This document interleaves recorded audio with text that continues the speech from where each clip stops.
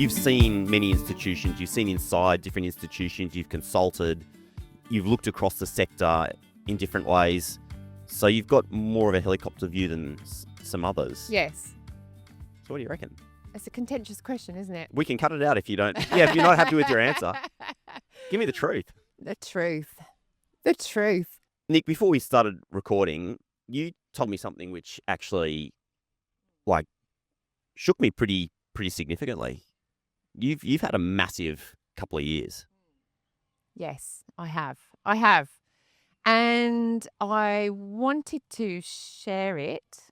I thought long and hard about sharing it. 3 twin boys. That would be Triplets? Triplets. 3 triplet boys. Three triplets. 3 listed. Boys. That's one worn out mother. So that might be my retirement gig. Literally flying around, Yeah. helping people on planes.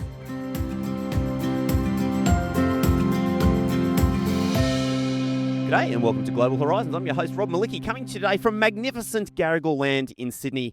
And if you can picture this, I'm sitting in a beautiful outdoor parkland down by Sydney Harbour. The place is absolutely bustling with families. You've got cool cabanas and tents set up. There are little kids running around in their swimsuits, dipping in the harbour. And we're sitting amongst the extraordinary, huge pine trees, looking up at the enormous mansions around Sydney Harbour that I will certainly never be able to afford. Me neither. And it's a great pleasure to be sitting here with Nicola Bate. Hello. Nick, welcome to Global Horizons. It's great to see you. Thank you. Great to see you too. I hope one day you're able to afford one of those giant houses up there. We live in hope, don't we? We do live in You hope. never know what might happen. You know what? My father-in-law, who's from France, used to travel to Australia for work. And I remember when he first came here, he tells a story of how he was like, oh, Australia, Sydney, like this place is amazing. I could live here. Yeah.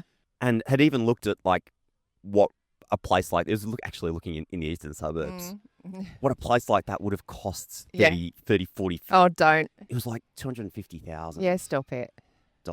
Yeah. Who wants to live here? It's noisy. There's seagulls everywhere. Seagulls. It's, not somewhere I'd like to live, actually. No. No. No. And you would hear like the No. boat traffic. Yes. Yeah, it'd be awful. I much prefer where I live, down in Nowra.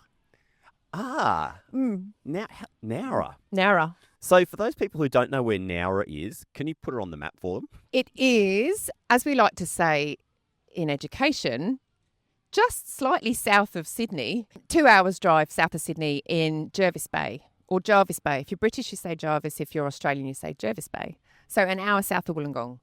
And it's the gateway to beauty and marine national parks and, yeah, stunning. It's absolutely stunning. It's paradise. It's paradise. I love it. Are you in Nowra itself or are you kind of outside? In town. I'm right in the middle of town in the heritage part. Beautiful houses, chilled people. Yeah, there's a lot going on. It's up and coming, as they say. What took you down there? There's a long story, Rob. Now I know. Oh, what a good question. I know you love a good story. I do. Okay. Can you sell it? Yeah, I can definitely sell it. I can sell. Well, yeah. There's a very long story. Okay, so I'm going to take you back, way back to growing up in West London, living by Heathrow, where my mum was Heathrow's first baggage loader. For real? For real. Mum was actually an ambulance woman in the 1970s, loading, in those days, bodies into the backs of ambulances. She got paid more money. The offer was, come to Heathrow and load bags. We'll pay you more money on shift and you'll get the perks of staff travel. So she went to work for British Airways. She had me on her own, so she was a single mum, and she wanted to show me the world. So can you imagine a little school in West London? Nobody had much money. All of our parents in the village I lived in, all of our parents worked at Heathrow, loading bags. We went on the most exotic holidays you can imagine. So the locum teachers would come in the school holidays, to this sort of impoverished, slightly, no one's got any money, sort of council housing kind of thing, West London school, and say to the kids, hey kids, what did you do for the school holidays? We're all like, well, I went to Australia, I went to Canada, I went to Disney, I went to China, I went to, Dubai, I did this. because we all went off on staff travel business class around the world. And my mum wrote letters, as you did in the 70s, went into work one day and said, who's got aunts and uncles around the world that I could take my little girl to and show her more of the world? And she wrote letters, probably over 100, to people in Canada, Australia, every place, a far-flung place you can imagine. And one of those letters landed in Nowra with a woman who we are now, we've been friends with for 40 years. And she said, I'd be delighted to have you and your daughter come and stay with me. We're building a house in Jervis Bay. Why not? Just come. So my mum got on a plane with her 3-year-old, sort of like no idea what to expect, and landed up and took the hospitality of this lovely woman called Carol, who, we're still friends with. And then we went and visited other people that she'd got these letters back from. And that's how she did it. I don't know you do it these days, but what a lovely story. And that was, I forgot what the question was, but that was the way she showed me the world and how we landed up in Nowra. That's incredible. It just made me think as you're talking, you don't have to own one of those big, massive mansions up on the hill there looking out over the harbour in order to do amazing things, do you? No. That's fucking wild. You don't. And she had that all as part of her plan. That was all part of her plan to give me opportunities and to show me. And I always think about your interviews when you interview other guests, and they often have story. How did you get into international education? Oh, I did study abroad. That trip to Japan changed my life when I did exchange. And I realised that my story started from exploring the world in that way, from just getting on planes with my mum and visiting and travelling. What's your earliest memory then of getting on a plane with your mum to go somewhere? I remember sitting on one of those planes. Oh, yeah, Rob, I remember it really clearly. Sitting in the rows of 4 with mum, and mum was smoking. And I remember the seats were thick. I could barely see. And there was a businessman sat next to me. You could credit card for the games in the backs of the seats then. And I remember asking mum, Mum, can I, I was 3 or 4 years old. Mum, can I ask? No, you cannot, sort of, don't leave him alone. And then the man offering me the Donkey Kong or something, I can't remember what it was, but just pestering her to let me speak to this man so that I could get this game from him. Shouldn't really be talking to strange men on planes, but again, shouldn't really be taking you halfway across the world to strangers, but that's fine. So I remember mum after that, just gentle encouragement of mum pushing me to then what's safe, what's not safe, who to talk to, who not to talk to, things like that as we went around the world. But yeah, sitting on a plane with thick black smoke, not black smoke, cigarette smoke. Yeah, thick black smoke on a plane is something else. Yeah, sorry, no, it's like, not that kind of black smoke. Out of all of those trips, does one of them stick in your mind most? Or when you think about it, just when you flash back, because of course there's so many of them, which one hits you first? Yeah, we went to China when I was 16, way before it was open. And we flew into Hong Kong, and I was 16, so I remember I was not impressed because I was 16 and I was not impressed we were going to China. Sorry. In the sense that I wanted to go back to Australia. I wanted to go, and lay on a beach somewhere because I was 16. Sorry, I keep saying that because I'm still ashamed of myself for not embracing that opportunity. But as soon as we got there, I was absolutely blown away. And I then understood the privilege of having such early access to a country that no one had really visited. Nobody had seen what I'd seen or had been privy to understanding some of the culture and the history and learning about the political structure there too, and the food. It was the sleeping dragon, wasn't it? Yes. Yeah. And she knew how important it was for me to understand, everything, not just the beaches and the beautiful scenery, but she made sure she showed me a range of experiences. So you grew up in the UK largely then? Yep. Yep. In the UK, I went to university in Cheltenham, which was a lovely part of the world to go to university, and then didn't move out to Australia till I was 35 and came out and started my job at Macquarie when I was 35. Ah, okay. So that was your transit point from the UK to Sydney. Yes. How did that actually happen then? Was that just because of the international education, how we're all connected to each other? Yeah, it's yeah. You just get a pen and paper out with every guest, and you could just it's a journey, isn't it? The three degrees of separation of international education. Yeah. I started working for universities in my late 20s for a nursing faculty, and then was tapped on the shoulder by a very small university by the Deputy Vice-Chancellor, who asked if I had a passport. Oh yeah, I was like, I have. Look at all my stamps, Mr. Deputy Vice-Chancellor. I've travelled a lot, don't you know? Okay, well, we don't have an international office, and we've got 20 students who have just arrived from India who we've got no idea where they've come from, what they're doing, why they're here. We need an international office. Could you please go and figure out what's going on? Sure. With my little eyes lit up. I was like, of course I can. So off I travelled to Delhi with my passport, literally no knowledge. I knew absolutely nothing, but quickly worked out that I needed to find somebody who did. And I found a very wise gentleman who I will not name, but he'll know who he is, who taught me, what's the phrase? I cut my teeth. I cut my teeth in Delhi, found the people I needed to find to quickly help me skill up, understand agents, and go about setting up an international office for my university and an agent network, and go back and report back to the Deputy Vice-Chancellor what I'd learned and what I'd found, and we needed some money, and this is how we were going to do it, and I needed this and I needed that, and he, rolled his eyes and, of course, at the money and the resource and the investment, and that's how I got into international. And then, I thought I'd like to come to Australia, as many of us do, and had approached Macquarie, and they were looking for somebody with those skills and experience in those markets at the time, and landed up, 2012 at Macquarie. Are you a relationships person, like at heart? Do you think? Yes. Yeah.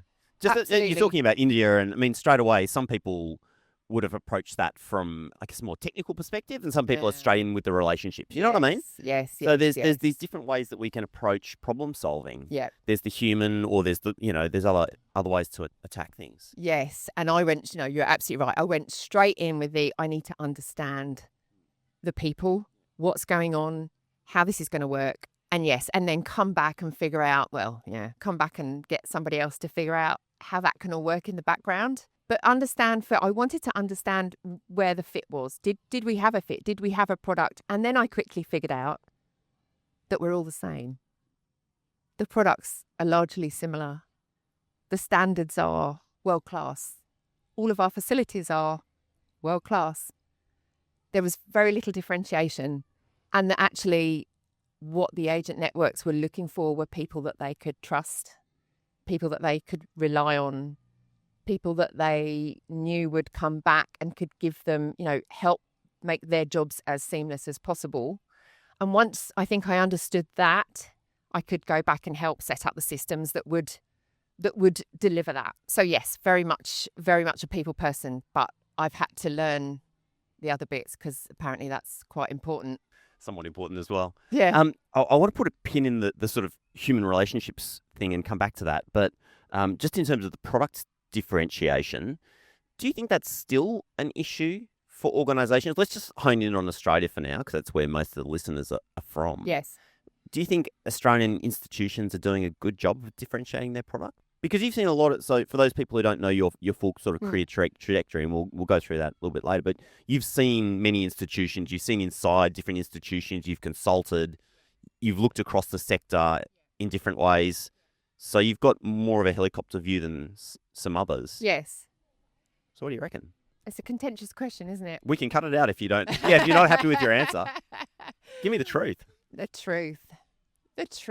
I'll give you a moment to think about your answer Yeah. while I give you my opinion. I was going to say, give me your opinion and first. that gives you a moment to think. Let's anchor on your opinion. Yeah, because some In some ways, yes, and in some ways, no. Yes. It depends for what.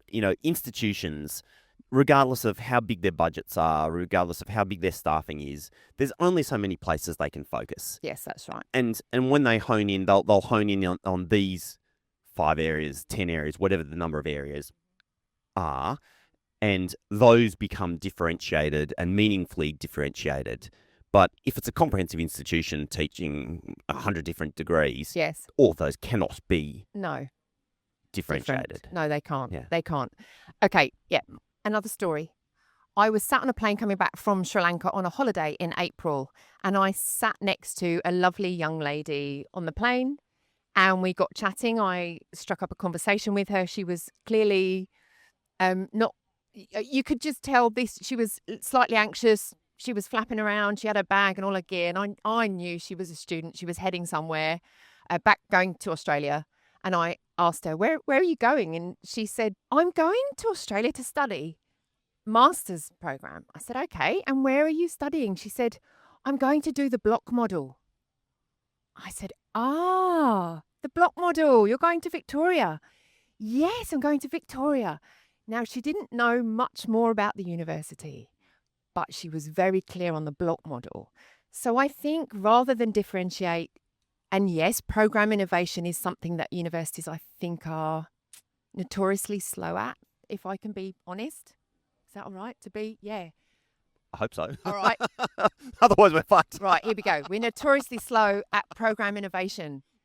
Even the small tweaks to programs, there's still that disjoint between academic and marketing, market orientation, and what's going on there. Program review, portfolio review, what is happening, and closing that gap. But in terms of Federation University, the co-op program, paid co-op programs, block model delivery. So I think it's those delivery methods that are the differentiation that we can also look at. So you've got program differentiation, delivery differentiation, of course, T&E.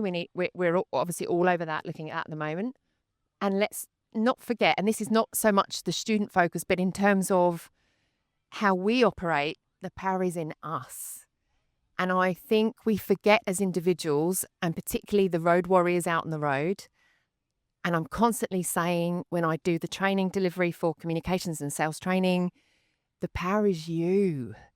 You have the power to influence, and agents, students, parents will come to you as a strategic advisor.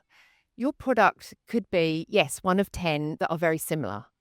Oh, but how do I differentiate? Well, you can't always differentiate your product. But what you can do is give the trust and give the reliability and give confidence and make that journey as seamless as possible. And that's enough for somebody to come to your institute when you haven't got a differentiated product. That's the reality of it sometimes. Yeah, remove the friction, right? Remove the friction, yeah. Yeah. It's amazing how much of that can block decision making. Yes. Everywhere. I mean, whether it's a purchase of a pair of shoes at the shops, Yeah. or it's deciding which degree to go and do, or fill in the blank. Like literally, friction is the enemy of the sort of sales, not just sales, but persuasive process. Yeah. And we're quite often running around fixing everything else. That's the piece that we, again, overlook, isn't it? And that's where the sort of the sales and communication skills is a piece that has been missing on top of everything else that we do, that we consider in that chain and that journey. I believe strongly that in communication skills, and Rob, we were just talking about, you're definitely a people person, and the relationship side of things is so important. But where do we learn those skills? We don't. We learn to read and write at school, but we don't learn. I'm doing it now. See, I've flipped into persuasion mode. I get so passionate about. Keep going. I get so passionate about those skills, and at AIEC again, and all the conferences we go to all these sessions on strategy, T&E. We sit with all this content that's sort of delivered to us and at us, but the communications. If we can't articulate our messages to each other, upwards, downwards, sidewards, to parents, to agents, if we can't truly do that in an effective way, then we might as well have nothing. I so agree with that. It's core skill stuff. To share a little anecdote, we're in our new business, Choosing Your Uni. We're sort of 2 years in. Yep. We've built this great tech platform, and suddenly we realize, like, oh, okay, we're actually ready for clients now. And this is not that long ago. It's going back like 4 months. And I remember having this sinking feeling in my guts. Just, oh God, like now I've got to go out there and sell this thing, so to speak. Mm. And thinking, oh, I'm not a sales guy. Like, oh, shit. Yeah. And then having this moment where I thought, well, shit, like I really believe in what we're building. Yeah. I believe in this product. And if this is going to succeed, like I don't want this to fail because of my mindset. So you know what? Through this process, I want to get good at sales. Yes. And do you know what I learned, Nick? What? After about a month, I was like, oh, I'm actually a good I'm good salesperson. at this. Like I'm Yeah. actually a sales guy. Yes. Not because I'm out there selling used cars or No. carpets. No. But because it's about the human. That's right. And the stories you tell. That's it. And looking for value. And I'm just like, oh, these are all these things that I've been doing for already 20 doing. years. I know, because there's such a stigma attached to, we think of manipulation when we think of sales. We think of cold calling. We think of, this stigma attached to that it's somehow, if it's mutually beneficial, it's not manipulation, it's power of influence. And in education, we're influencing for the benefit and the good of the other person. And if we're not, we're in the wrong job anyway, or there's a cultural issue with the organisation, or there's a management issue, because if you're being asked to do anything other than that, then there's something that's gone amiss. So for somebody listening along to this who, like me, says to themselves, I'm not good at sales and negotiating and persuading, what's the starting point? Starting point is there are so many fantastic resources on Reels, YouTube, all the public speakers that are online. I'm going to give you some, for example, Vin Jiang. Do you know Vin Jiang? Yeah, I do. Vin Jiang, Simon Sinek, Vanessa Van Edwards. Chris Voss. There are so many. And for Edified, we developed sales training communication skills program a couple of years ago. And I'm sitting there thinking, okay, how are we going to, when we're going to get, how am I going to learn? How am I going to ramp up? What do I know about sales and communication skills other than I'm a people person? I've got some natural inkling toward what works, what doesn't. And you go away and you find out and you curate. It's a process of curating what you see works. How did Rob make me feel relaxed when I came in and did the podcast? He used my name. Okay, step 1, use people's names. It gives them a dopamine hit. Step 2, the eye contact. And it's not as simple as, of course, but that's 101 in terms of rapport. There is some of it is such simple stuff. So when we talk about a story, again, there's a framework. Hook. What is your hook? And it's not about you. It's about telling your audience what they're going to get from today. So, in your podcast, your audience might want to know the 3 things you're going to take away from today are, and that's a classic way of opening. You don't know because you don't know what I'm going to say. You don't know what we're going to get from today. And then... Oh, that's not quite true because you came with a title. I did. We'll get to that. Do you want to... Oh, okay. No. All right, we'll get to that. Yeah, I'll pre-plan. I'm a planner. I like to know what's coming. Completely broken your flow there. But You did. Yeah, I might not remember. And then you're going into your content, which is your storytelling. And then at the end, and there's a thing about tell somebody what you're going to tell them, and then tell them you've told them. You have to give people relevance, and then you have to tell them what to go and do with it. And then when you've done that, the other thing is the pause. You see the pause, and you do it very well, Rob. You pause and you think. And that tells your audience, A, that you're giving it some serious consideration, but also that you've got authority. Do I sound like I know what I'm talking about? You're pausing. Yeah, I was. Yeah? Very good. Very good. And you're 100% right. To me, one of the best bits of advice that I heard when you're starting a podcast is let the silence do the work. Yes. So just, and I constantly remind myself, just shut up. Like I'm telling myself, like I'm sitting here just saying like, just shut up. Like don't say anything because the less you say, the more the human on the other side really wants to share. And that's when the best stuff happens. And the quality of your questions. And during the sales training sessions, you find that, again, sort of the road warriors and the people that we've been working with, and you say, okay, what are you going to do when somebody calls you up or you're on a stand and somebody comes up to you and says, I want to do nursing? And the typical response is always, okay, what qualifications have you got? Where have you studied? When do you want to? You go, stop, transaction. They've just told you something huge. Just take a moment to just digest that and say, think about that and say, that's a huge decision. Tell me more about what led you to that decision. And then you're going to open up a whole world of information that gives you clues, gives you nuggets of information about where they've come from, where that decision came from. Did it come from parent? Did it come from them? Is mum a nurse? You know, you're just going to get so much information that will help you hold a conversation, hold a useful, productive conversation, will help you drive the conversation. Because a lot of people who are lacking confidence when they're talking is because they allow the other person to drive the conversation.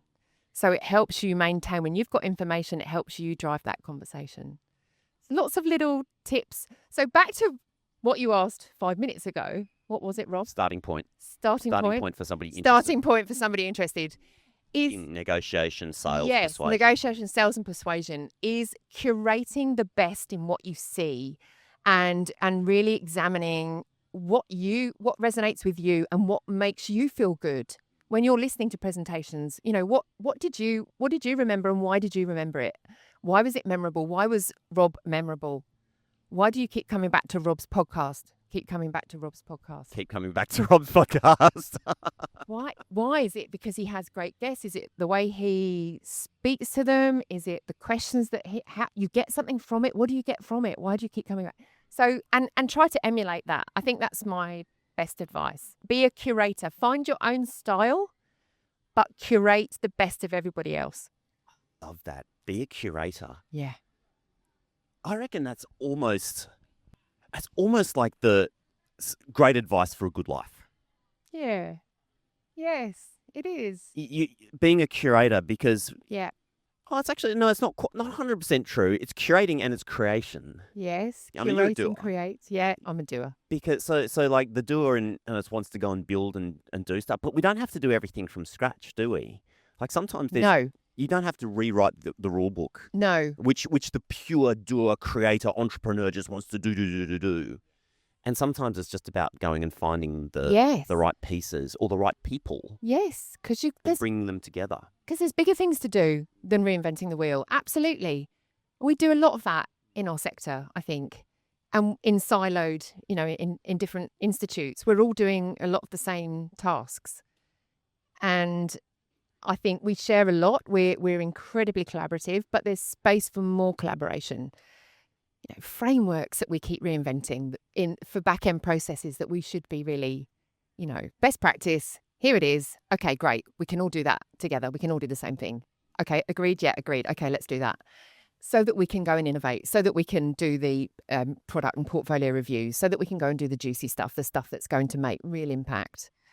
That's the stuff we should be doing. We can cut this out if you don't want to share it, but what's the best business opportunity in the sector right now, do you think? You can be as specific or as broad as you like. Best business opportunity. Yeah, like there's something that you've stumbled across and you've just been like, oh, that's gold. Like a report on this or a training on that or a TNE program on this or, you know what I mean? Like anything. This one's not rocket science, but quite often they're not rocket science, are they? Almost what I just said about the framework and the back end stuff, templating a lot of things that we all should be doing in best practice and just tailoring to institutes rather than all of us like one giant audit of the sector all in one go. This is fairy tale stuff. Well, maybe it is, Rob. I don't know. Maybe it isn't. And just sort everybody's back end shit out. Yes. We don't need to cut that. That's fine. So that we're not all doing it on our own, so that we can have the time to go and do the other stuff. That's one opportunity. I'm going to throw the question back to you, as any good, consultant does.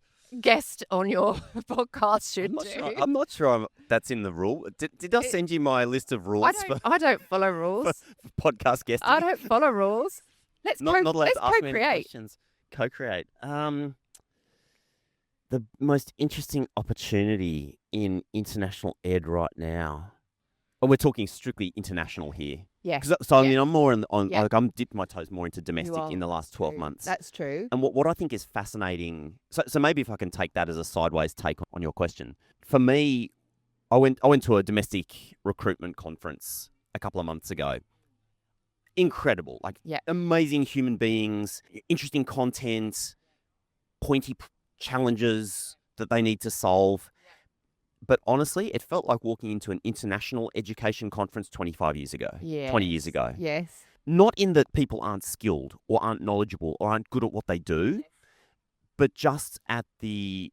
I was the only external provider in the room. Yep. There was me.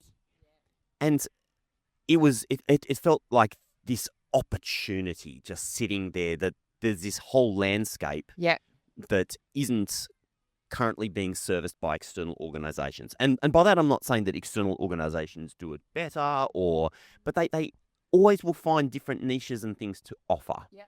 And to me, being in that room, I was looking around going like, this is awesome. It's got this great energy, this vibe. People have got good values. They want to create impact. But at the same time, the consultant in me is sitting there hearing everyone say that I've got a problem with this. And I was just thinking to myself, wow, this is like virgin territory where if you're an entrepreneur, there's opportunity here. Yeah. It made me feel real good because that's part of the space that we're playing in. Oh. And we're the first in. You answered your own. Yeah. So it was great. It was you're doing great. it. Well, one off, but the landscape is vast. And so It is. whether it's providing training to those people, providing reports to those people, providing tools for those people, the opportunity in there is simply vast. Yeah. And I have no doubt in the next 5 years, as international gets squeezed for the many reasons that we know, that as institutions look more to, oh God, we've got this whole thing called domestic over here. Sorry, I'm being flippant there. Like, I know institutions pay a lot of attention to it, but I think the commercial mindedness of it will shift more across there in the next 5 years. Yeah. That's my bold guess. And it is difficult, it is difficult to spot opportunities, isn't it? Because we're so ingrained in what we're doing. But there are opportunities. Sri Lanka. Yes. How's that? So it's just on my radar right now. So Oh, I mean, right, I know that's kind of just jumping let's straight go out, right off. straight from where we were somewhere else. But that's how my mind works. I think. Yeah. From what angle, Rob? Because I got lots to say on Sri Lanka. Culture, Travel. Yeah, Oh, curiosity. Oh, yeah. Okay. So in April, after API, I self-drove a tuk-tuk around the island. And it was utterly petrifying, I have to say. Not a stress-free holiday. I had to take a driving test and get my Sri Lankan driving license, which I passed. So it was a 10-minute, literally, indicate here, turn left, emergency brake. Unless you've got a motorbike license, it's quite hard to drive a tuk-tuk. I don't know if you've ever... No. Yeah, it was terrifying, but fun. I had a little speaker in the back playing, the tunes as we went round the island, and it was very dangerous. Have I said stressful? Several times.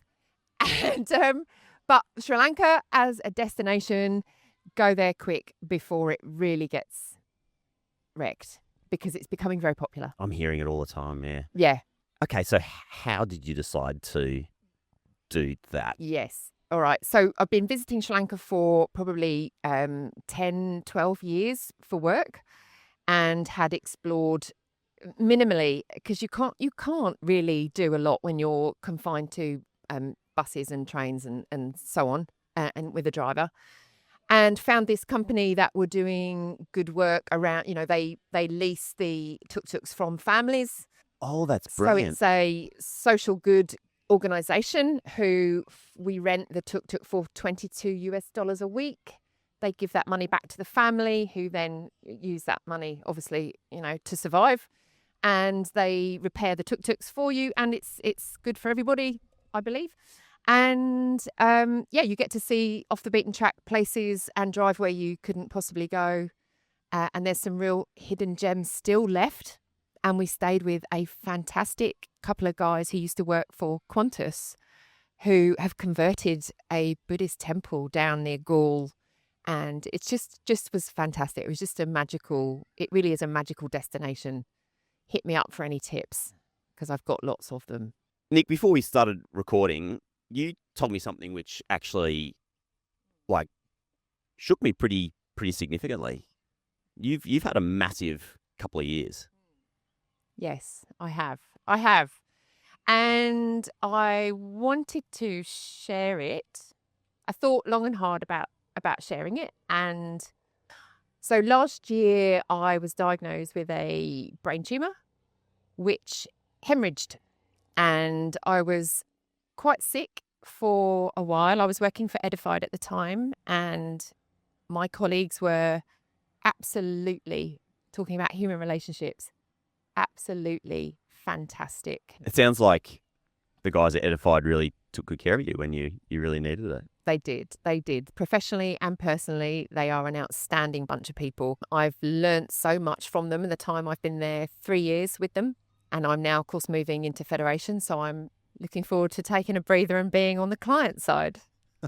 It's great having good people, those good supporting organisations around you, isn't it? Yeah. People who have so much experience, but also who have the helicopter view. Yes. Across many organisations, even across different countries. Yeah. That just brings another element, doesn't it? Yeah. And the knowledge that is held in that group of people is gold. And I'm forever grateful for the relationships I built there with them, and the clients that I got to meet, and of course the knowledge that I picked up for the sector filled so many gaps for me as well. Yeah. I had the tumour removed and I am absolutely fine. We didn't know I was going to be fine, but I am fine. I had about 3 months off work. And I think life throws some absolute curveballs, and it will throw curveballs at all of us. We just don't know when or what or how we're going to deal with it or how it's going to impact us going forward or our loved ones. So what happened? So I was working over in Canada doing some training, and I got a huge headache. So I had some symptoms that I wasn't sure, just didn't feel right. And to spare you all the gory details, Had you had anything before, or was it literally that was the first crazy headache? I'd had a few headaches leading up to it, but you never quite, you don't, and please don't everybody, run off and say I've had some headaches, therefore it's very different. But the surgeons and the team were absolutely astronomical, and they managed it very quickly and were on top of it, and they saved my life. So I am incredibly grateful for that. I wasn't sure if I would be back at work or would be able to come back to work. So we kept it very quiet while all of this was going on. And I wanted to prove to myself that I could come back to work, stand up, and I decided to do it in the most out there way I could. So I ran some training, as you do. I wasn't going to just sit back and, write a client report. I thought, no, I'm going to get up and stand up and do some training. And I did the training day, and I don't think anybody knew what had happened or that I'd had brain surgery, which sounds really quite bizarre when you talk about it. But here's the point. Yeah, the body and the mind are amazing, amazing pieces of equipment. And we are so resilient. We don't know we are till we get there, but we are. And I think all of us who work in this sector, we're also a bit different and a bit unusual, aren't we? We are. And we deal with, we've got the skills and we've got the tenacity, I think, to deal with an awful lot in our lives. And it's just a question of when life will throw something at you that you just need to deal with, and we do. And so take all of life's opportunities. Can I ask what it's like to carry that secret? Because, for example, when we rocked up today, I would never have picked it. And people who know you extremely well, I mean, those people may know people very close to you, but a lot of people around the industry would just have seen you at AIEC and would know nothing. And yet you carry something inside you, which is huge. Yeah, Rob, everybody is carrying something, whether it's physical, whether it's grief, whether it's, mental trauma. I think everybody is carrying something. Mine's just a bit gorier and a bit more dramatic, outwardly, seemingly. But everybody does. And that's a lesson in itself too, isn't it? To remember that everybody has been through something in some shape or form. So yeah. I think it empowers you. It sounds really cliche, doesn't it? Really corny. But it's definitely given me more confidence. And definitely makes me less tolerant, I think, of bullshit. Am I allowed to say that? You're allowed to say that. BS. Definitely less tolerant of bullshit and definitely more confident in what I'm doing and what I want to do. Yeah. So why carry it? Well, I don't know. I mean, you've carried it for a while and you've sort of said, I don't know, but it's something that you've carried with you and now, sort of telling people about. Obviously, some people in the sector will know about it. But why carry it at all? And so I don't say that with any judgment whatsoever, because that's a massive personal thing that happens in your life. You know what I mean? I think with anything that happens to you, there can be stigma attached. And for me, I didn't want people to say, "Oh, she's had brain surgery," and you need time as well to process what's happened to you and whether you're going to be different. Slightly different or changed a little bit. And I am slightly different. I can't remember names, but I do pretty well otherwise. So there's a time where you need to keep it for you as well. And then also you don't want to be the person that says, "Oh, I've had a brain tumor," or "I've had brain surgery," or "I've done it," and I share it sometimes in the training sessions that I do from a vulnerability perspective and a life story perspective, but for purpose. There's a meaning to it.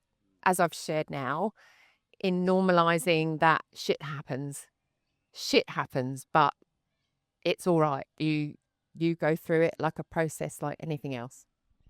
Yeah, I guess I've never had something that significant happen to me, right? Like something massively traumatic or sense of loss. I've still got both my parents, all these sort of things. So I have no idea how I would respond in that situation, if I would share it or not.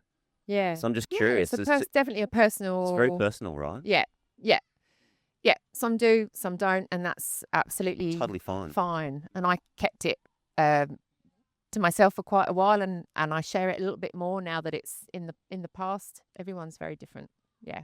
Sorry, the storyteller in me can just see that, and in the facilitator and you's probably the same. Yeah. Like you feel that moment when it's coming, probably, right, where you know it's going to actually fit in a conversation, because you don't want to force. I see what you're saying. Like you don't want to force something that important and that significant for the sake of it. No. And some people may do that, but I think you can feel when that moment's coming. And the thing is that that must be like having a nuclear weapon in your storytelling arsenal. No. I know. There's definitely an upside. There's a moment. There's a moment when you do and a moment when you don't. Yeah, and the audience and you don't want to do it for the shock factor, and you also have to be very careful because there's also can trigger some other people as well. You need to do it with care and gentleness. I normally sort of generalize it a little more, but it's the point is that life is going to throw some real shit at you. It will. It's just when, what it is, and how you deal with it. But we're all incredibly resilient. We don't know till we get there. Of course you don't. You're not going to know in advance how resilient you are. But when you get there, you'll see just how resilient you are. Do you think before this happens, you were already that kind of grateful kind of soul anyway? No, I'm not like that at all. I don't do it. I love it.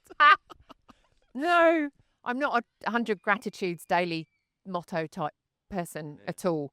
I'm grateful I'm still alive for sure, and grateful to be Are you a pragmatist? Yes, it's in my personality type is very much optimistic, pragmatic. very much a realist. I can be quite cautious, but largely, yes, on the personality type scale, very much up there with the people promotion. Everything's going to be fine. Don't worry. Details. Oh, really? Okay, we'll worry about those later. Yeah, we'll get it done. So how did it feel when you got that diagnosis? Where were you? I was back home in Nowra. Yeah, that's a very good question. Can you give me a picture? What did it look like in the room? What did it smell like? What did it smell like? Yeah. Rob, what a strange question. Put me in the room, if you remember.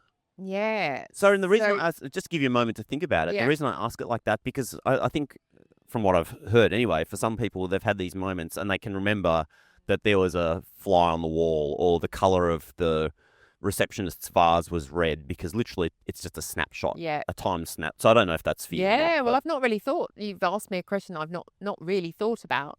I remember being called back to the MRI for a second scan, which is when you get a bit suspicious, but yeah. And I went to the GP practice that afternoon, and the GP said, I've got some talk about learning how to deliver bad news.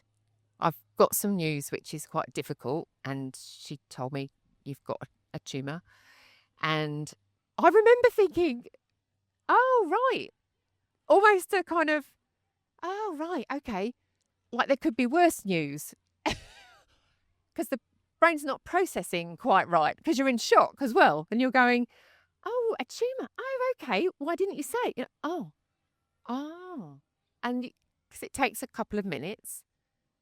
But being strangely, oh, okay. And her face was what I was reading. Her face was really sad. And I'm looking at her face going, oh, she's really sad.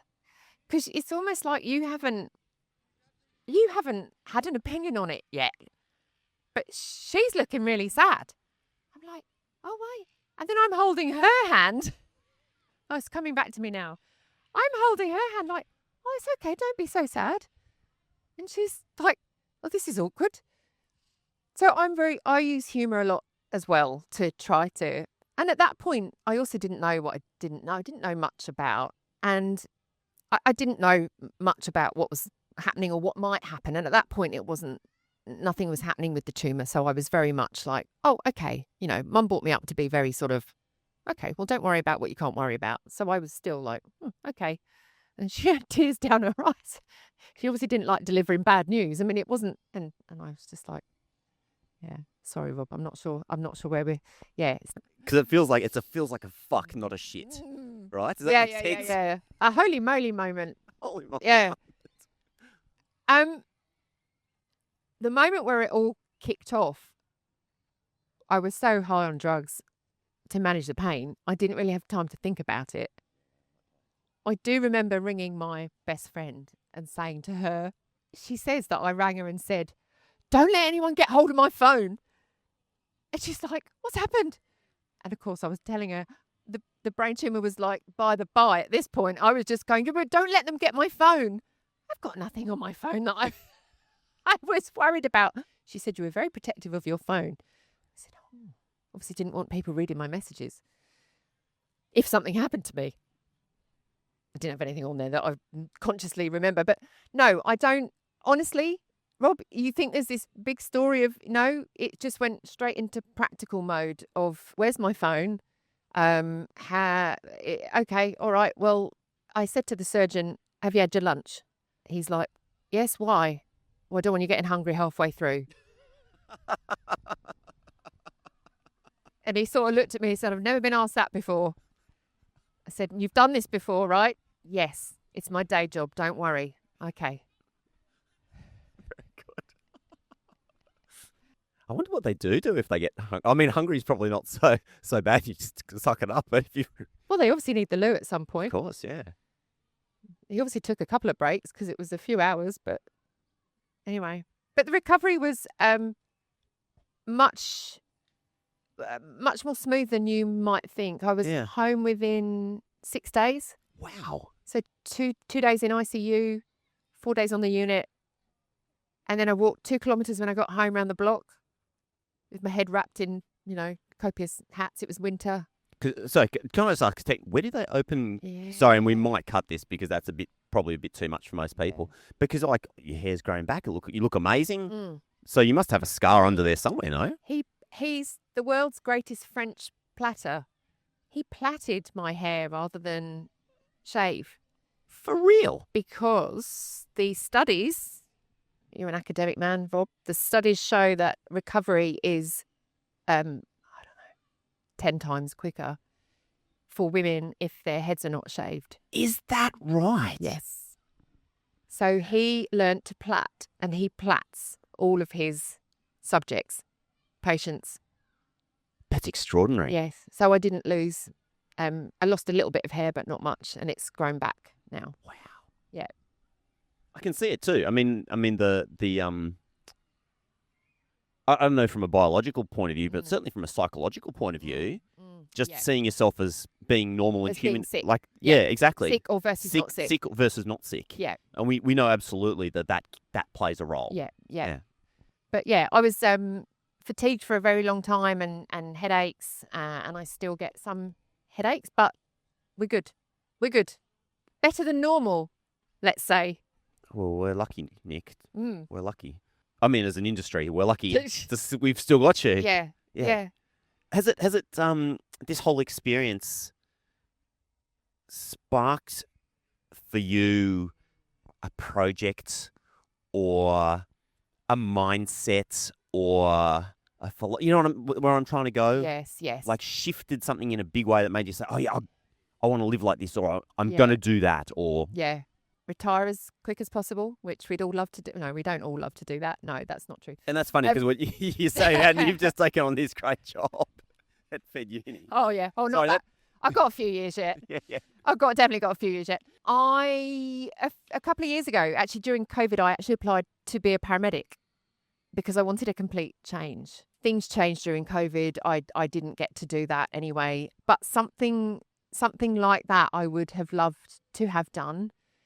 I don't know. I think maybe in 10 years, whenever I retire, definitely something to do with Red Cross International Committee. I was chatting to a guy who coordinates the New Zealand operations for that the other day. I stayed in an Airbnb in New Zealand with this gentleman and his husband. Such interesting characters that you meet still through Airbnb. And he was telling me all these fantastic, because we're both in international, but he did aid work. He was coordinating disability access in war zones. I mean, I'm not talking, ramps in war zones. He was literally coordinating evacuations of the multiple people who needed evacuations out of war zones. And I just found that utterly fascinating, the stories that he was telling. And he was talking about how they need civilians with skills like ours, communication skills, just this range of people skills, to go and do different projects around the world. And I thought, wouldn't that be an interesting addition to the skill sets that a lot of us already carry? So maybe something like that in the future. I don't know, but it's definitely going to involve international. There's also, have you seen the app Journey? Journee? Now I'm giving this away to everybody. No. So you subscribe for $30 a year, whatever it is, and it is accompanying people who are lesser abled or need assistance on planes around the world, and they pay your airfare for you or a portion of it. Oh, wow. So there are alerts that come out every week, and it might be, I'll pay your full fare to accompany my granny to Switzerland, or whatever it is. My children need assistance on a plane. I've got 3 twin boys or whatever, 3 twin boys. That would be Triplets. 3 triplet boys. 3 triplets. 3 listed. boys. That's one worn out mother. So that might be my retirement gig. Literally flying around, Yeah. helping people on planes. You wouldn't go back to baggage handling or something like that. Who Close the story loop. Who knows? Maybe I will. I did want to ask right back there at the start when you're talking about your mum shifting to baggage handling from moving bodies around. Yeah. Did you ever say which was harder from a physical point of view? So that's just how my brain works, Nick. Yeah. Did you ever talk? Yeah, wow. I think the patients were more difficult than the bags. Well, they probably weren't talking very much, no? No, well, some of them would wake up occasionally and and talk. There is actually a picture of my mum sitting at the wheel of an ambulance in London, 7 months pregnant with me, with a cigarette. Sorry, Mum. That's what you did in the 70s. The area. It was the era. It's just what you did at the wheel of an ambulance. In an ambulance too. Isn't that beautiful? This is a beautiful thing though. We're moving forward, not always in a linear line. Sometimes it's up, sometimes it's down, sometimes it's sideways. But yeah, at least we're moving, right? Yeah. So maybe I will. Maybe I will go and lug bags at the airport. If it gives me staff travel, I'm in. Yeah. Yeah. Hey Nick, this has been a great pleasure for me to sit and to hear some of his story. I'm sure there's like so much more under the hood that we haven't had a chance to explore yet. So I have to do another round at some point. When can we interview you? People hear enough from me. I'd like to interview you. Oh, I'm happy Come to back next year. Yeah, next year. Yeah. Yeah. I don't have an answer for that. I've put you off your train of thought now. Off my outro. It's been awesome having you on the podcast, Thank Nick. you, Thanks Rob. for joining me. Thank you so much. If you've enjoyed this episode of the Global Horizons podcast, consider subscribing to our newsletter. Search for Global Horizons podcast and then just pop in your email address, and that way you will never miss out on all of the critical international education news that you need to stay up to date with. This episode has been produced on Garigal Land in Sydney. Our video and audio editor is Len Zamora, and I'm your host, Rob Malicki. Have an awesome day. See you in the next episode.